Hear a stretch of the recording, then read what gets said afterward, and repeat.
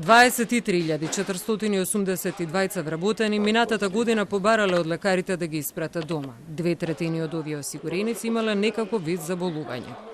Државата за сите нив потрошила 22,6 милиони евра. Според годишниот извештај на Фондот за здравство, лани за разлика од 2023, бројот на побарани и одобрени боледувања се намалил за 10%, кои чинела 19,6% повеќе буџетски пари, што значи дека за 2691 вработен кој во одреден период бил одсутен, фондот исплатил 3,6 милиони евра.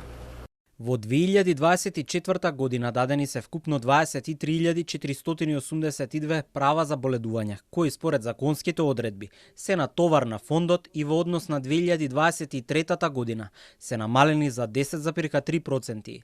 Гледано по категории се забележува пат кај сите видови на боледувања и тоа најголемо намалување има кај категоријата нега на член и тоа за 31,2%. Безмалку секој втор кој бил на боледување од различни здравствени причини од Скопскиот регион, а по просек води источниот или на 1000 вработени осигуреници, дури 52 користеле отсуство поради некакви здравствени причини.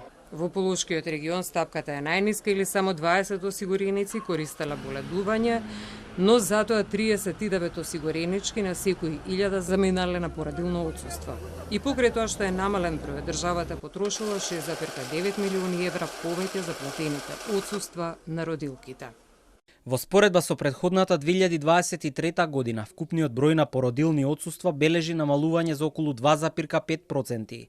При тоа нема значајна промена на бројот на осигуренички кои се вратиле на работното место, порано од предвидените 9 месеци породилно боледување, односно кои го искористиле правото покрај платата да добиваат половина од утврдениот надоместок за породилно отсуство. Во случај на подолго траење на привремена спреченост за работа од 12 месеци, првостепената лекарска комисија на фондот упатила до надлежната комисија помалку 85 вработени во споредба со 2023 година.